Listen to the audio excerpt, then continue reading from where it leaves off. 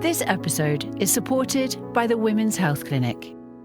At the Women's Health Clinic, you'll be seen by our accredited menopause specialists working to the latest international clinical guidance. We believe that knowledge is power. When you understand what is changing in your body and why, you can make decisions with clarity and confidence and feel back in control of your health. We really take the time to listen to your symptoms using evidence-based assessment and testing where appropriate, and explain what's happening in a way that actually makes sense. From there, we support women to explore all effective treatment options, including prescriptions when needed. Our aim is simple: to optimise women's healthcare wherever you are. No fannying around. Find out more at thewomenshealthclinic.eu. Welcome back to Fannying Around Season 2 then, and it's wonderful to have you here, fellow fanniers. This week we're talking dating, divorce, confidence, perimenopause, menopause, and why every woman should probably have a trusted group of friends on a WhatsApp chat before downloading Tinder. Yes, our guest is Sarah. She's 52, works in the NHS, raised her son as a single mum and spent years of putting everyone else first before deciding it might finally be time to put herself back out there. What followed was a journey into the wonderful world of online dating.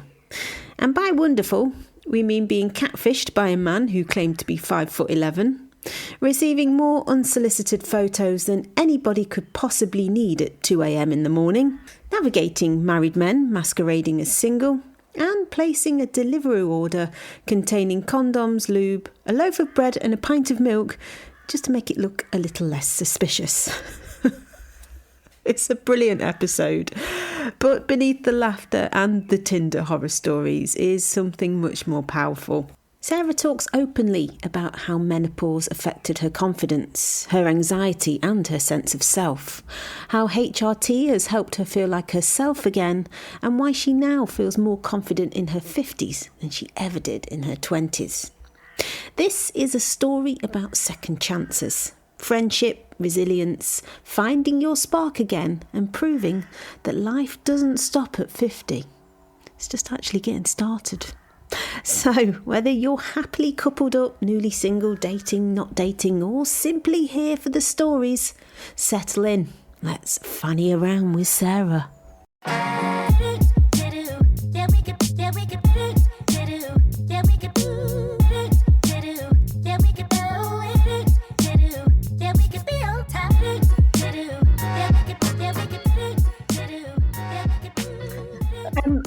I was chuckling to myself, and I've not had time to tell Katie this yet, but Sarah messaged me this morning. She was like, I don't think I'm going to be able to use my real name. Are we going to have to go like witness protection style and get you one of those little noses with the moustache and alter your voice? I don't know. I was just thinking, I'm going to be on a podcast speaking about what I get up to at work. Am I still going to be employed tomorrow? It is great. It is great. I'm just so pleased that we managed to persuade you to come and talk to us. So when we reached out to see, if we could find anyone else that was brave enough to talk to us, and you said, well, I don't know whether it's appropriate, but I could talk to you. Well, my answer was, it's always appropriate, Sarah.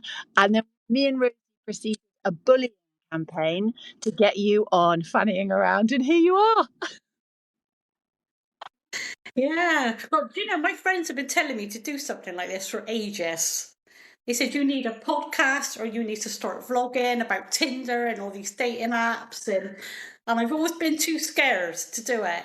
But you've given me that push, and why not? Like, girl power, let's do it. Let's do it. I mean, where do we start then? I suppose we start with a little bit about you, Sarah. How old are you, kids, work? Tell us a little bit about you. Right, well, I'm 52. I was 52 in March. I've got a 19-year-old son. I've been separated, not divorced yet, but that's going to come. Separated for 14 years.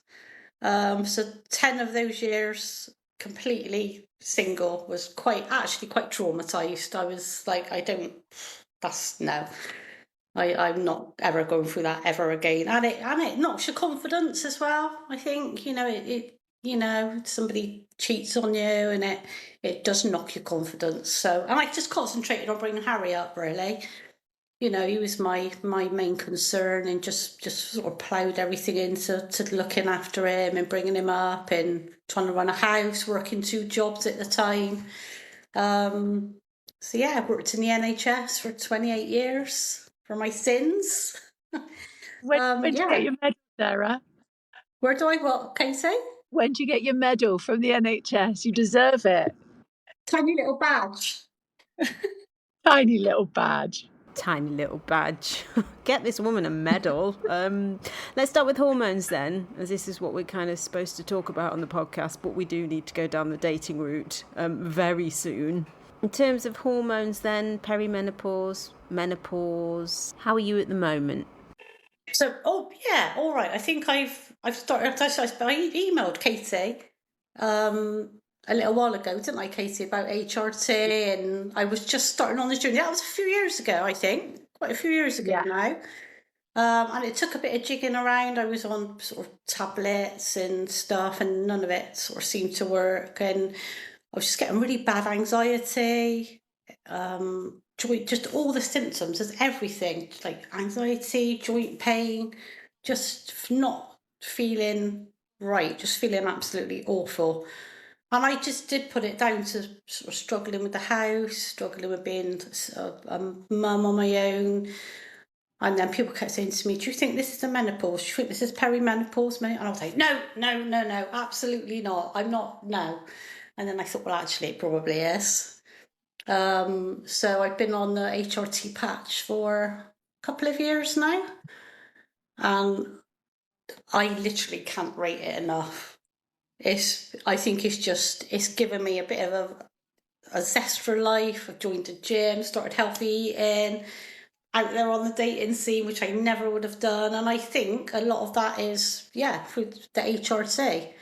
I think my mind was just a little bit of a mess, really. That isn't it? Like so many women, and I feel like I say this all the time, but women come and see me in the clinic, and they'll say, "Oh well, I don't know whether it is my hormones, or it could be the fact that I'm getting divorced, or I've got a teenager, or I've got a parent, or I've got stress." And actually, there's life is just full of all of that crap, isn't it? And actually, it's really hard to work out: am I anxious because there's stuff to be anxious about, or am I anxious because I'm perimenopausal? Yeah. And I still feel, I still do get, like we all do, we get anxious about your home life and work life things. But I think since being on the HRT, I can manage it. It feels manageable.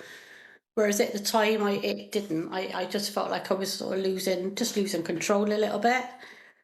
And I didn't want to go out. I didn't really want to see anybody. I felt I'd look in the mirror and think, oh God, who is this woman? She's put on weight. She's miserable. And that's not me. I think, I've known, Katie, I've known you a long time. And I've always had quite a zest for life and always been a bit of fun. But I was, for a few years, I think, it affected me. So we're going to fast forward to the good bit. You separated from your partner 14 years ago, had a rough ride, teenage son, single mum, juggling 2 jobs, as well as hitting menopause, flat as a pancake, as we've just discovered.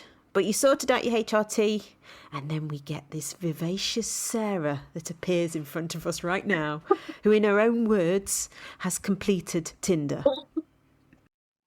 Well, where do we start?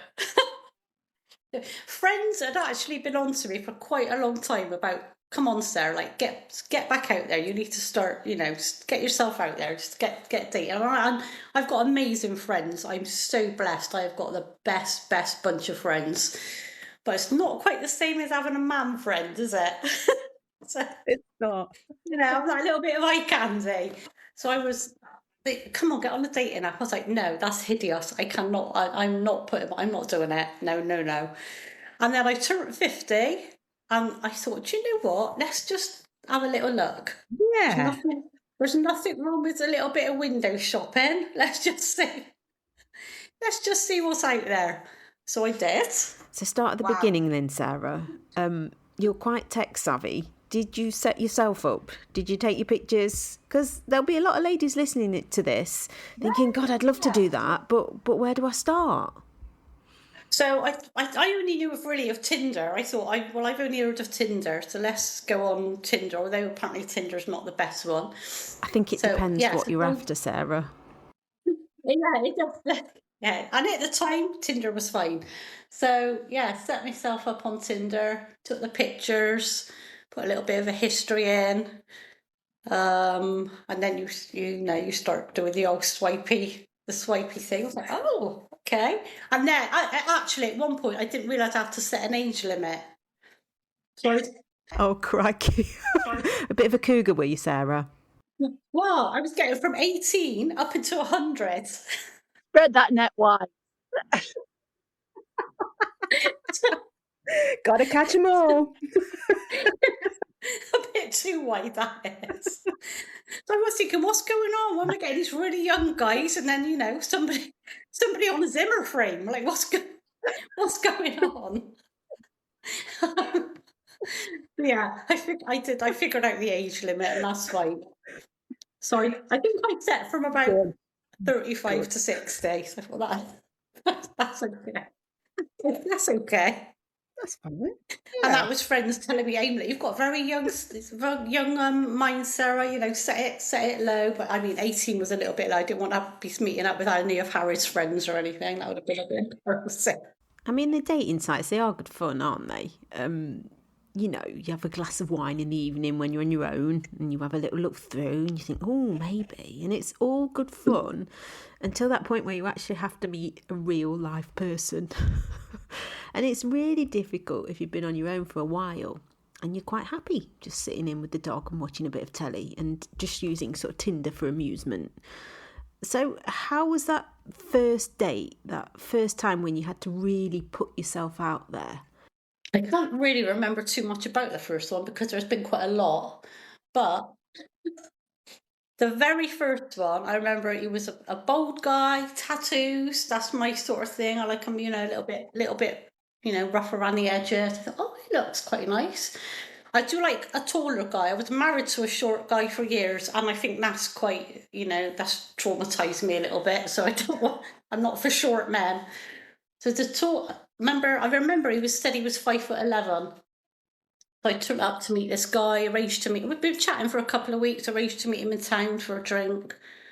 Terrified. I was absolutely glammed right up, but I thought, I can't do it. I can't do this. I can't do it. But I did. With the support of friends, off I went and met this guy. So then I was stood outside this gym waiting to meet this guy, and this chap was walking towards me waving, and I was waving back, and I'm thinking, that can't be him. He's not 5'11". Surely that's not him. Well, he turned up and he was smaller than me, and I'm 5'4". He's a hobbit. It was What practically. was going to happen? Well, I felt like I was out with an Oompa Loompa. I thought, I love it when people lie as if they're not going to get found out. I was messaging my friend as he was approaching me. He's really short. She was saying, "Run!" I said, "I can't run. He's seen me. He's waving at me. He's running. He's coming towards me. I don't know what to do. There's nowhere to run." So I did. I went for a drink with this guy, but no, I can't. I just not short man. Not a short man, and he was even struggling to sit up on the bar stool in the pub. I thought I was going to have to pick him up at one point and pop him on the bar stool. Get him a cushion. Also, I feel like it's either really high level deception or really high level stupidity, isn't it? Like, why don't you think that through? Everyone's going to know you're not 5'11" if you're only 5'3". Yeah, exactly. I thought, what is? But actually, he was all right. Actually, he wasn't a bad guy. He spent the whole 2 hours talking about his ex-wife, which was another thing that was quite off-putting. So yeah, I said thank you very much. We parted ways, and that was the first one gone. That was that done. What do we want to know, Katie? Should we go for the best or the worst next? I want to know everything. I want to know. So, how did you feel after there, Sarah? Were you like, no, sod this, I'm not doing it, or did you just get back on? No, I got straight back on. I won't waste any time. I was like, come on, let's we've done it now. And I actually felt really proud I'd done it. Yeah. I thought I've actually done it. That's a first date with a guy I've had for like, or interactions with any guys for like 12 years. Yeah. So I was proud of myself that I'd done it. And I went in and started swiping again. And off she went. Off we went again. And then what happened? So I think I want to know what is, and I think I'll try not to make the area really obvious, but I want to know what is the pool of men? What's the talent like, Sarah? What are we looking at? Are they, what are men in their 50s like? Filthy, some of them. Filthy. Some of the videos and the pictures you get sent. What, just as a hello? Well, you start chatting and you think, oh, they seem quite nice. That's okay. You're chatting for a few days, a couple of weeks or whatever. Should we swap phone numbers? Yeah. Should we just carry this on WhatsApp? I've been woken up at 2:00 in the morning with the phone pinging, and somebody have sent a picture of what, of their old chap. I was going to say an aubergine, but yeah, a dick pic. Now I'm speaking for myself here. I'm heterosexual. I find men attractive, but there's never really been a time in my life where I've been chatting to a man, even if I really fancy him, where I thought, you know what, I'd really like a picture of his penis. I can only speak for myself, being in a heterosexual relationship. But, me and my boyfriend, we used to send each other pictures, when we weren't together. Or we were together, but not living together. But I think men like the female form and appreciate a picture of the female form a lot more than women. And there could be women screaming into their headphones or at their speakers now. But what are you saying? It's not for me, really. They're not really attractive things, are they, penises? Absolutely not. I don't want to wake up at 2:00 in the morning and see that swinging around in the breeze. That's not... Swinging around in the breeze. I don't want that. And videos. One guy actually sent me a video, which I actually did forward to some of my friends because I was like, you've got to look at this. This is... So again, we've been talking, and he sent me this video early in the morning. It was. I think I must have had a day off, and I thought, what on earth is this? And he he was a painter and decorator. He was in somebody's house painting and decorating, and he sent me a video of him having a wank in somebody's house. In someone, yeah. Wow. He was. He really was. I'm really interested. So how does it lead up to that? Did you just assume, or did you ask for that, or did you give it any sort of encouragement to send that, or do you think he just went to work and he thought, I know what she'll like. I know what she'll like. I'm not a prude, and I think if you're seeing somebody and it gets a bit flirty and you want to send messages and pictures, that's brilliant. Do you know what I mean? Come on, let's do it. But someone you've never met.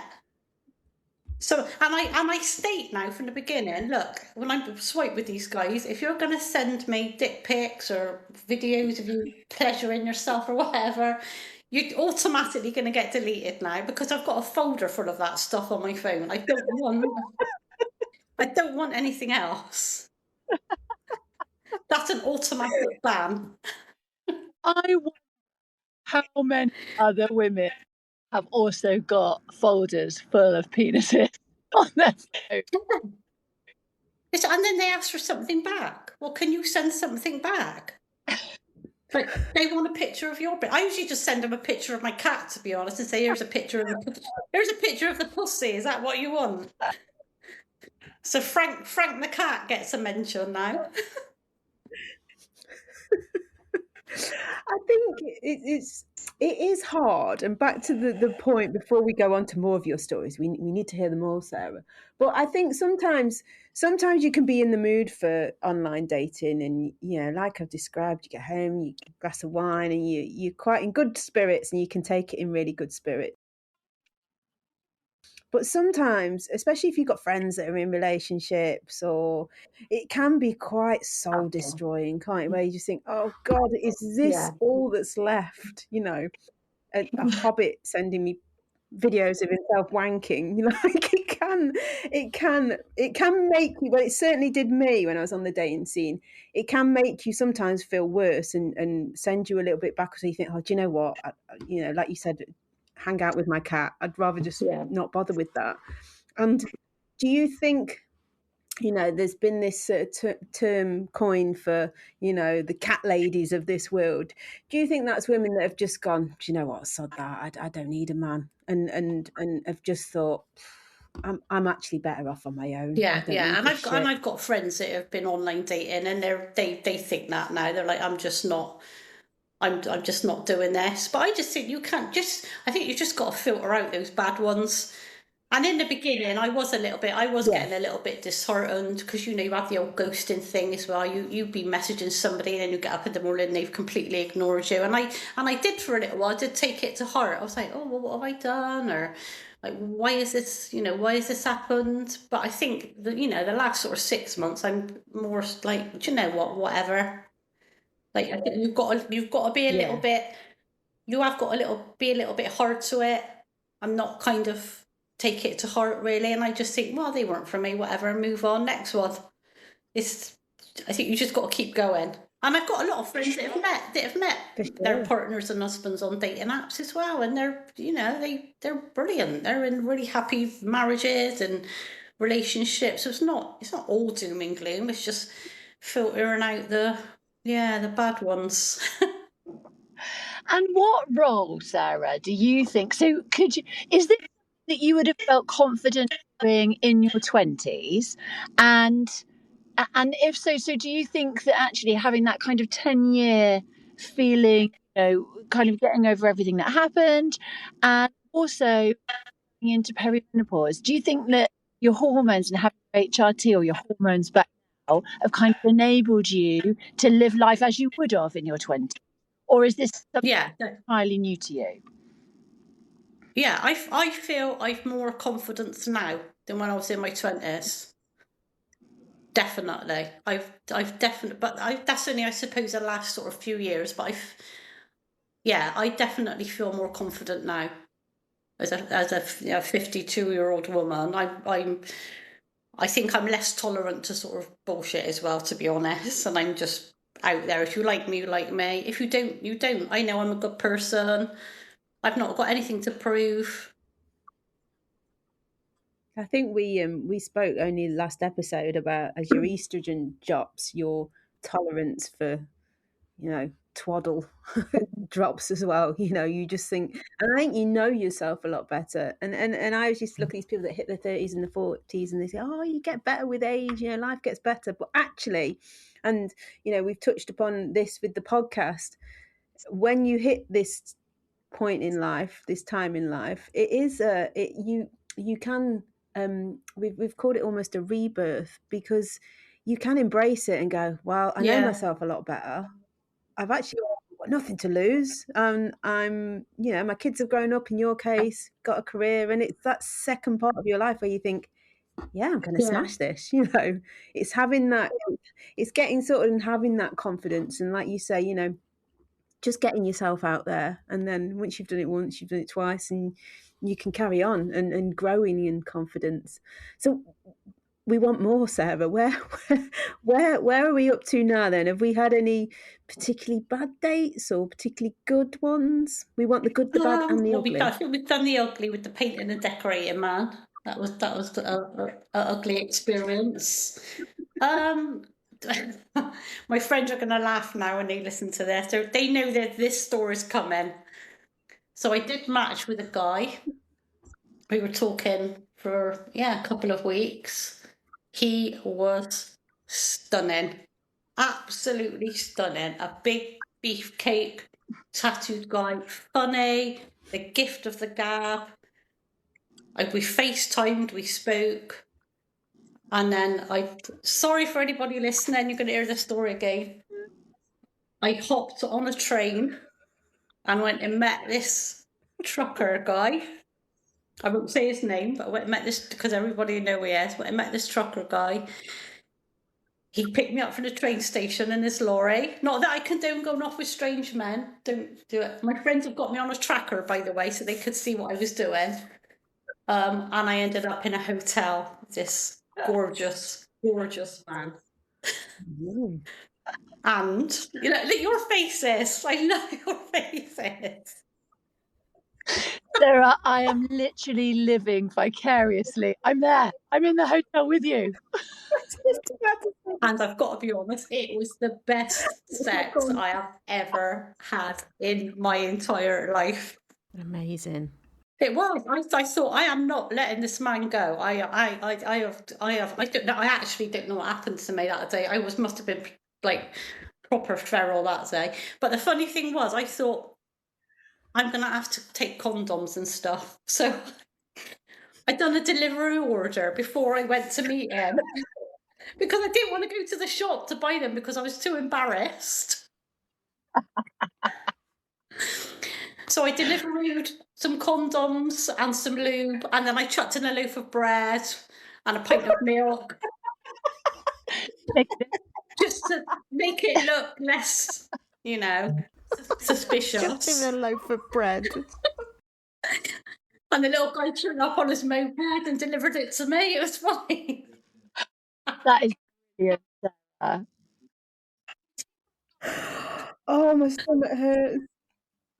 So what happened to this guy? Did it Not have a really, happy no. ending, Sarah? No, I mean, we had literally had the best. I'm saying no, but I don't know. I cannot explain it. It was just, like you said, it was just the best sex ever. And then we sort of parted company the next day. But we spoke a lot that night as well. He'd been in the army. He left the army on medical grounds. When he left the army, he lost his mum. He had a lot of like trauma all around that and everything. He was showing me pictures of his phone of what he was like when he left the army. He put on a lot of weight. He was drinking a lot, and he basically completely switched his life around, this guy. He thought, I'm in a rut, I've got to sort of sort myself out a little bit. And he actually gave me confidence in a weird way. I felt quite liberated that I'd done this. And I thought, oh my God, perhaps, you know, somebody does fancy me. And like this, yeah, I don't know. It just gave me a real big confidence boost. Real big confidence boost. But no, we sort of he lived in North Wales. It just wouldn't have really gone anywhere. I think he was just after a one night stand, really, and it suited me at the time. It was. There's that saying, isn't there? Reason, season, lifetime. People come into our lives for that amount of time that they're meant to. So this big burly trucker man, he was just your nighttime man. That was his point in time, and it seemed to work for the both of you. And so I love that, because so my favourite question in my consultations, one of my favourite questions is, how's your libido? And because you never know what people are going to say. And actually, I've asked 88-year-olds, I ask everyone the same question, 88, 58, 48, 38. And actually, you would be so surprised. I think quite a lot of the women I talk to, especially at the beginning of their kind of perimenopause journey, their HRT isn't optimized. They kind of say it like, oh no, I don't do that. Oh no. And I think the idea that actually you can still have the best sex ever in perimenopause is really cool. And I think, you know, I've probably got 88-year-old patients, as I said, that would totally agree with that. And I think it's about the whole thing, isn't it, with perimenopause and menopause, is, you know, keep your expectations high. We're not all, you know, going to dry up and feel like rubbish. And I think that's what people think, isn't it? You get to a certain age, and you're in your 50s, and you're online dating, and you're going off and meeting men and do that. Why not? It doesn't stop when you're a certain age. Why is there this? Why do people? Not everyone, but why do a lot of people think like that? You're a certain age, and it's got to stop there. No, we all want to be loved. We all want to be desired. We all want to be wanted by somebody. It shouldn't stop. It doesn't stop when you get to a certain age. Was your libido affected by your hormones, Sarah? Was there any time where you thought, I'm just not going to bother with sex anymore? Yeah, I think it was. I think when I started sort of through the perimenopause, yeah, definitely, yeah, it was. I couldn't have imagined being, I still would be out and looked at men and thought, oh, he's nice, but then that's as far as it, I was like, oh no, I don't want another man near me. No, I'm not interested. But then, yeah, I'm just blaming it on the HRT, really. I think it's made me feral, to be quite honest. Peri-feral, that's what we're calling it. Very feral, absolutely. Don't say that, Sarah. We'll sell out. So what does life look like at the moment then, Sarah? Are you still on the dating scene? Are you still peri-feral? Free, single, ready to mingle? I'm still on the dating scene. I did actually meet an army guy as well from online dating, and we actually dated for a few months. Me and this guy and a sergeant in the army. I was going off to the barracks every weekend and having a great time. And then his not so ex-wife popped up. Oh. So yeah, that went a little bit wrong as well. So that was So I did actually come off of it for a little bit then, because I was a little bit traumatized by that one. Can you how many details about that share, Sarah? So, I met him on Bumble. So I met this army guy on Bumble. He came to Bristol. We went on a few dates, and I was seeing quite a lot of him. Yeah, and I was sort of packing up my backpack, and off I was going to the army barracks, partying with the soldiers. I mean, it was great. It was brilliant. And then I had a message come through one afternoon. I think you're sleeping with my husband. Oh, Christ. Yeah, and I was like, I didn't think I am. And then she sent me a picture. I was like, oh, yeah, I am. Yeah. That was him. But you've been that person. You said at the start of the podcast, you were cheated on and how that made you feel. How did that moment, and I think I absolutely admire you, and we've been laughing and your courage and, getting back out there. Did that sort of put you off? Did that have an effect on you? How did you feel after that happened? Oh, I was upset for his wife. I thought it was just, we actually had an hour and 20-minute conversation on the phone, me and his wife. Wow. And she was apologising to me. Sarah, I'm so sorry he's done this to you. And I was like, why are you apologising to me? I'm only a few months in, you're married. But he'd lied about his children, said that he told me he had one daughter, he actually had 3 children. And I basically told her, everything that had happened. I sent her pictures of us together and all sorts of things. And then I tried contacting him after to speak to him about it, but he completely ignored me.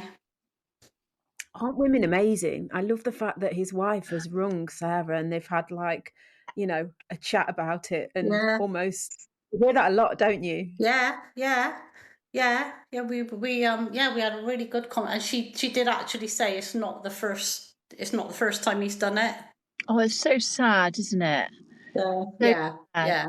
She, hopefully, Sarah, she'll just leave him and that'll be that. But I'd like to think so. And I did say that. I said, if he's sort of conned us both, really. You just need. I mean, she did. I think the thing is, it was easy for him to do. He was in the army. He was a Fijian guy. His wife was back in Fiji. Yeah.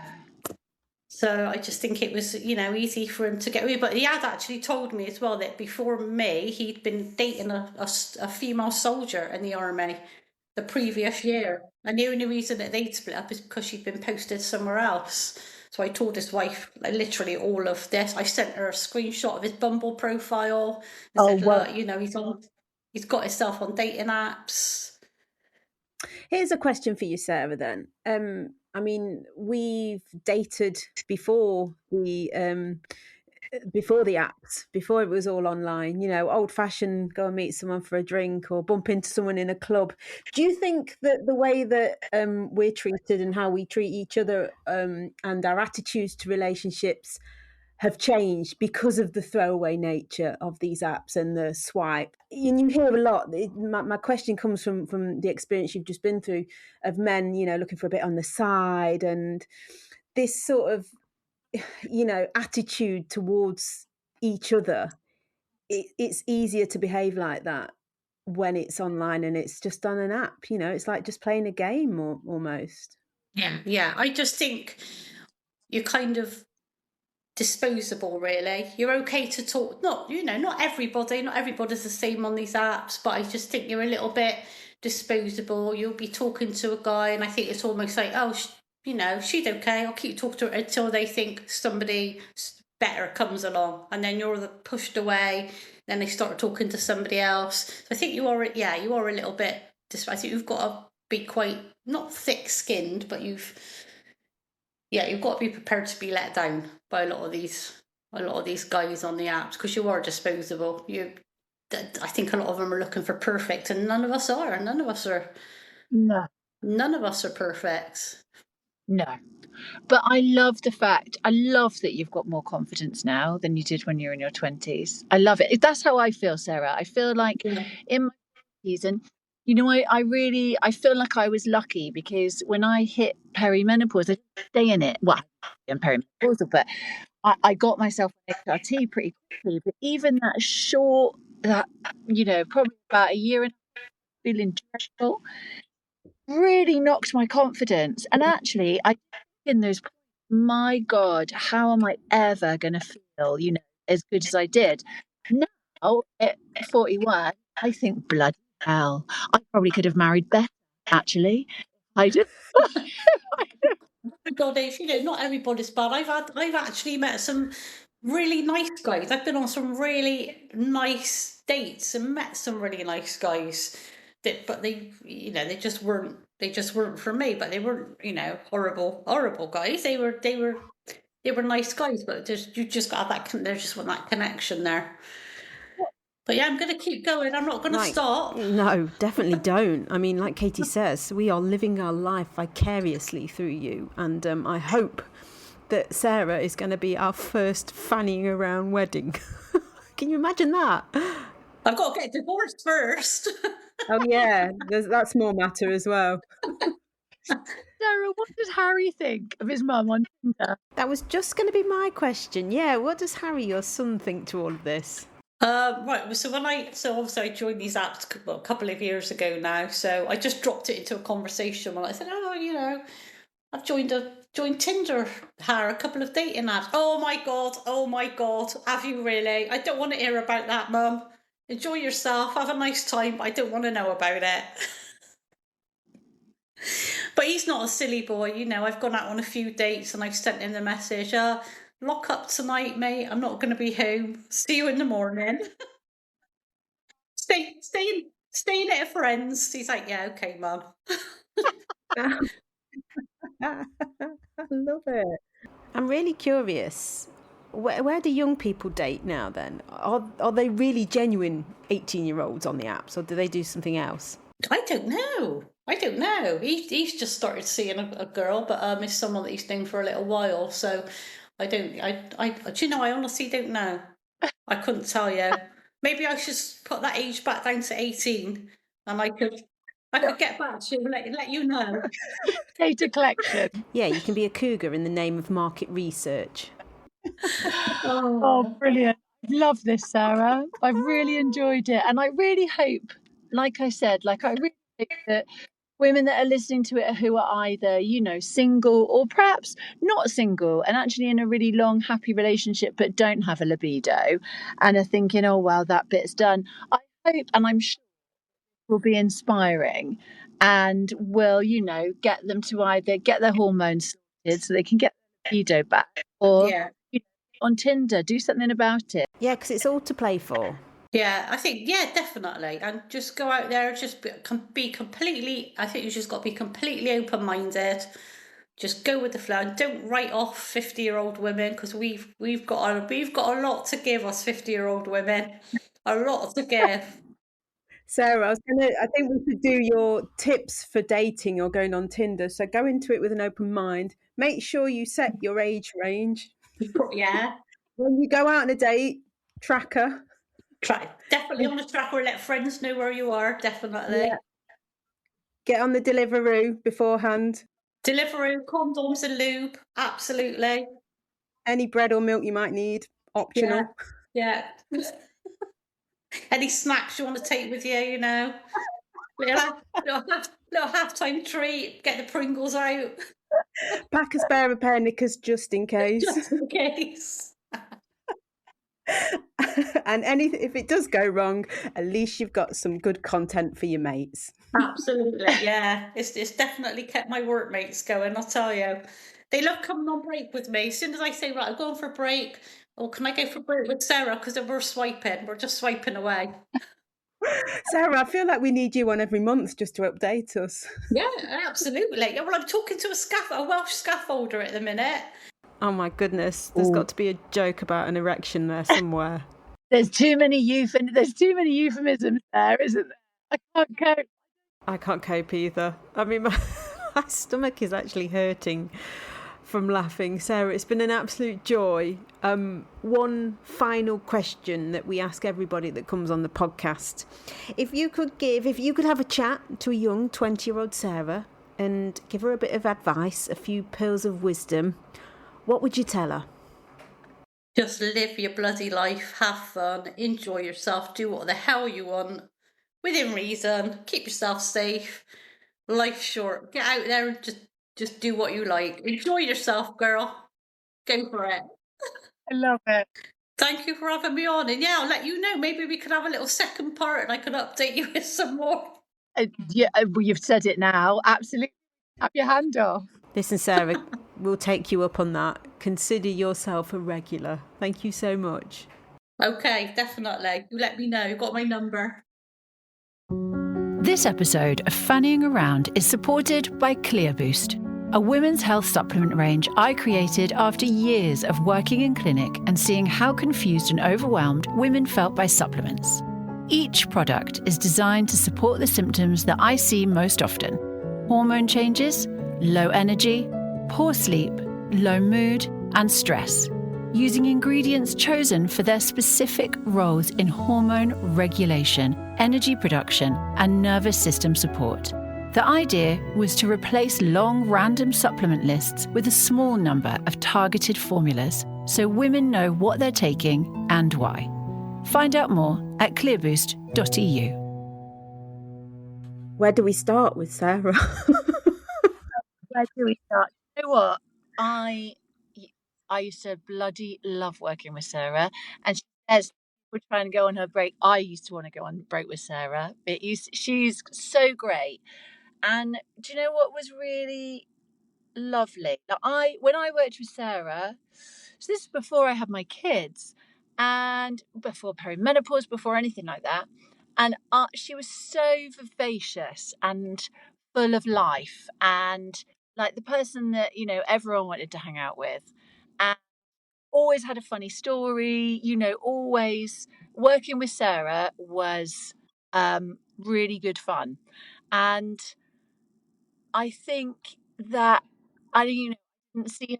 She was kind of in the depths of perimenopause and with the anxiety and not wanting to go out. But I imagine for her mates that was really sad, because change has been huge. And I think, thank God for HRT, and thank God that she, you know, knew enough to be able to say, right, enough's enough. I think a big part of it as well was the relationship that ended and how it ended. And that can take a hell of a long time to work through, especially if you've got children. And her little boy, I think she said he was 6 at the time. And with that, having the pressures of earning, she said she was doing 2 jobs. So I think, as well as, you know, adding menopause into the mix, she had a lot on. She had a lot to deal with as a woman, and I would take a guess that she probably didn't even have time to think about a man, and have time to even contemplate that other element of her life. And then when she did, you know, yeah, shit sticks. Here's menopause. So, and we always say, don't we? That's it. Always comes at, it's a perfect storm. It comes at the worst stage in your life. She'd worked through that and felt ready to get out there, but no. So I don't know Sarah like you, but just that sort of 40-minute call we just had with her, I'm grinning from ear to ear. My stomach hurts from laughing, and she's one of those people, I imagine, that you just want in your life. You just want to, oh God, let's see what Sarah's got to say. Oh God, let's see what Sarah's been up to. And I think also, do you know what I loved is that she said that, about having like an amazing group of mates and a really good support system. And for me, that was like one of the most positive stories that we've heard, because it wasn't, like an intentional rebirth. It was kind of like a product of, right, come on then, on the HRTs, perimenopause, whatever. I'm going to get back on Tinder. I'm going to get back out there. I've got the support of my mates. And lo and behold, the vivacious, more confident than she was in her 20s.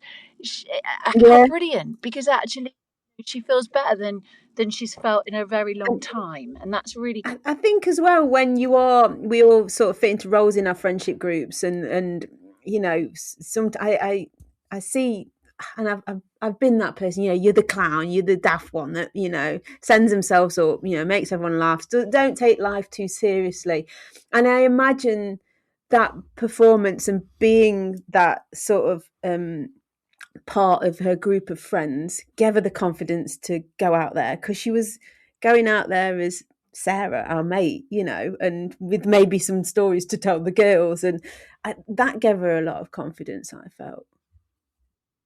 Yeah, and I think she's right.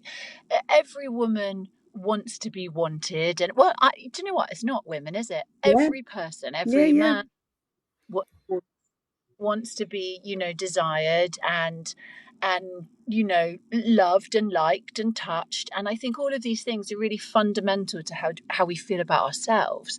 And that's why, when she was saying that story about, being picked up by the guy in the Yeah. lorry. And I was going to say to you, we always see it from the woman's perspective or the guest perspective, but he maybe arrived to that meeting with exactly the same anxieties and the same issues. He was working through a lot of his own stuff, and how amazing that wonderful, like two atoms colliding. They got what they need. I love it. It's almost electric. It's exciting, isn't it, when you hear things like that? Yeah, and I think that's I love hearing stories about women being excited and leading having an exciting life, or this is just furthermore a big part of why we do this podcast, so women can yes, feel like, oh God, thank God it's not just me that gets really bad anxiety, or thank God it's not just me that feels really irritable, but also, oh, how amazing, this is really exciting. Perhaps I'll be having sex with a lorry driver. Well, be up for that. Great, let's go. Oh, she's just brilliant. I just love how honest she was as well. I just loved, there was no, I think me and you were lost for words, which doesn't happen that often, but at some point, she didn't hold back. It's brilliant. So I guess if you are listening to this, yeah, like we always say, it's all to play for. Hopefully that's giving you a bit of a kick up the bum, whether it's Tinder or, just getting yourself back out there and getting, amongst friends and people. Exactly, and I think even uniting your marriage, and I think intimacy, and I always say this, intimacy looks very different for everyone. It may be that penetrative sex isn't what you're doing at the moment, and maybe that's not not ever going to be on the cards for you for whatever reason. but that doesn't mean that you can't have that intimacy and excitement that actually we all need, I think, perimenopausal, menopausal or not.